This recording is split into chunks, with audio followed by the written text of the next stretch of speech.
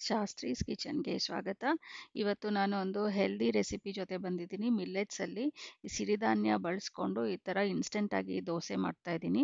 ಇದು ತುಂಬಾ ಹೆಲ್ದಿ ಇರುತ್ತೆ ಮತ್ತು ಟೇಸ್ಟಿನೂ ಇರುತ್ತೆ. ವೆಯ್ಟ್ ಲಾಸ್ ಮಾಡೋರಿಗೆ ಮತ್ತು ಡಯಾಬಿಟೀಸ್ ಅವ್ರಿಗೆ ತುಂಬಾ ಹೆಲ್ಪ್ಫುಲ್ ಆಗಿರುತ್ತೆ ಈ ರೆಸಿಪಿ. ಇದು ತುಂಬ ತರಕಾರಿ ಎಲ್ಲ ಜಾಸ್ತಿ ಹಾಕಿ ಮಾಡಿರೋದ್ರಿಂದ ಫಿಲ್ಲಿಂಗ್ ಆಗೂ ಇರುತ್ತೆ ಮತ್ತು ತಿನ್ನೋದಕ್ಕೂ ಚೆನ್ನಾಗಿರುತ್ತೆ.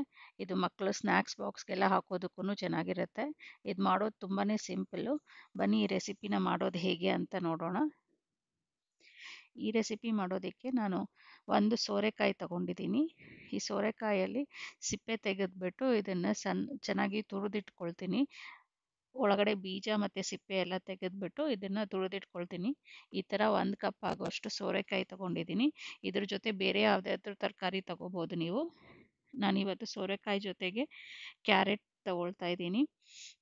ಬೇಕಾದರೆ ಪಡವಲಕಾಯಿ ಮತ್ತು ಹೀರೆಕಾಯಿನೂ ಇದ್ರ ಜೊತೆ ತುಂಬ ಚೆನ್ನಾಗಿರುತ್ತೆ.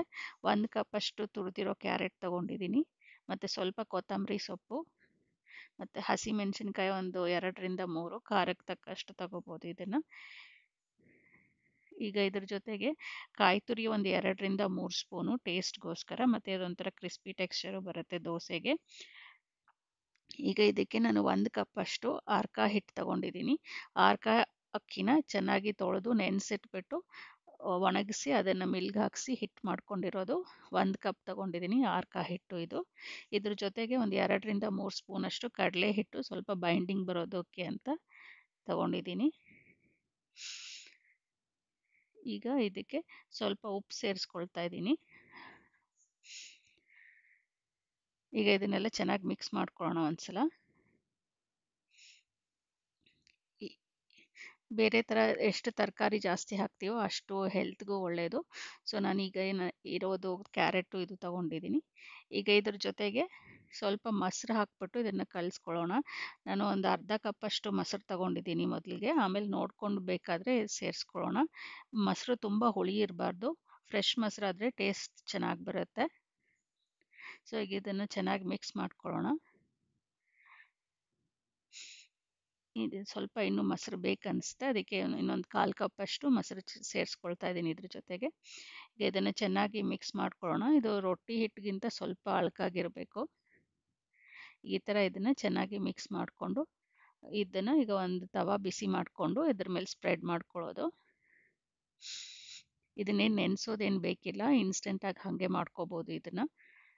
ಸೊ ಈಗ ಚೆನ್ನಾಗಿ ಮಿಕ್ಸ್ ಮಾಡಿದ್ಮೇಲೆ ಒಂದು ಐರನ್ ತವ ಅಥವಾ ಕ್ಯಾಸ್ಟ್ ಐರನ್ ತವ ಬಿಸಿ ಮಾಡಿಕೊಂಡು ಅದ್ರ ಮೇಲೆ ಸ್ವಲ್ಪ ಎಣ್ಣೆ ಸವರ್ಬಿಟ್ಟು ಈ ಹಿಟ್ಟನ್ನ ಈವನ್ ಆಗಿ ಸ್ಪ್ರೆಡ್ ಮಾಡ್ಕೋಬೇಕು. ಅರ್ಧ ಚಮಚ ನಾನು ಕಡಲೆಕಾಯಿ ಬೀಜದ ಗಾಣಿಗೆ ಆಡಿಸಿರೋ ಎಣ್ಣೆ ತಗೊಳ್ತಾ ಇದ್ದೀನಿ. ಈಗ ಇದನ್ನು ಚೆನ್ನಾಗಿ ಸ್ವಲ್ಪ ತವ ಬಿಸಿ ಆದಮೇಲೆ ಆ ಹಿಟ್ಟನ್ನ 1 ಸ್ಪೂನಷ್ಟು, ನಮ್ಗೆ ಎಷ್ಟು ದಪ್ಪ ಬೇಕು ಅಂತ ನೋಡಿಕೊಂಡು ಅಷ್ಟು ಹಿಟ್ಟು ತಗೊಂಡು ಇದ್ರ ಮೇಲೆ ಸ್ಪ್ರೆಡ್ ಮಾಡ್ಕೋಬೇಕು. ಒಂದು ಕಡೆ ಚೆನ್ನಾಗಿ ರೋಸ್ಟ್ ಆದಮೇಲೆ ಇನ್ನೊಂದು ಕಡೆನೂ ಅದೇ ಥರ ರೋಸ್ಟ್ ಮಾಡ್ಕೋಬೇಕು. ಇದ್ರ ಮೇಲೆ ಬೇಕಾದರೆ ಒಂದು ಅರ್ಧ ಚಮಚ ಎಣ್ಣೆ ಅಥವಾ ತುಪ್ಪ ಯಾವುದಾದ್ರೂ ಸೇರಿಸ್ಕೋಬೋದು. ಈಗ ಇದು ಒಂದು ಕಡೆ ಚೆನ್ನಾಗಿ ರೋಸ್ಟ್ ಆಗಲಿ. ಈಗ ಇದನ್ನು ಇನ್ನೊಂದು ಕಡೆ ತಿರುಗಿಸ್ಕೊಂಡು ಅಲ್ಲಿ ಚೆನ್ನಾಗಿ ಇನ್ನೊಂದು ಕಡೆನೂ ಚೆನ್ನಾಗಿ ರೋಸ್ಟ್ ಮಾಡ್ಕೊಳ್ಳೋಣ.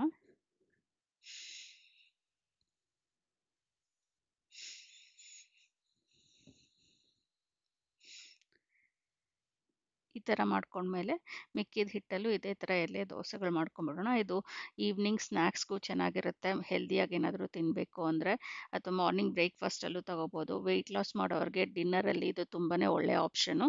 ಇದು ತುಂಬ ಹೆಲ್ದಿನೂ ಇರುತ್ತೆ ಮತ್ತು ವೆಯ್ಟ್ ಲಾಸ್ಗೆ ತುಂಬಾ ಹೆಲ್ಪ್ ಆಗುತ್ತೆ. 2 ದೋಸೆ ತಿಂದ್ರೂ ತುಂಬ ಫಿಲ್ಲಿಂಗ್ ಆಗಿರುತ್ತೆ. ಸೊ ಆ ಥರ ಮಾಡಿಕೊಂಡ್ರೆ ನಮಗೆ ವೆಯ್ಟು ಕಂಟ್ರೋಲಲ್ಲಿರುತ್ತೆ ಮತ್ತು ಹೆಲ್ತ್ಗೂ ಒಳ್ಳೆಯದಿರುತ್ತೆ. ಸೊ ಈಗ ಮಿಕ್ಕಿರೋ ಹಿಟ್ಟನ್ನು ಇದೇ ಥರ ಎಲ್ಲ ಹಾಕ್ಕೊಂಡು ಸರ್ವ್ ಮಾಡ್ಕೊಳ್ಳೋದು.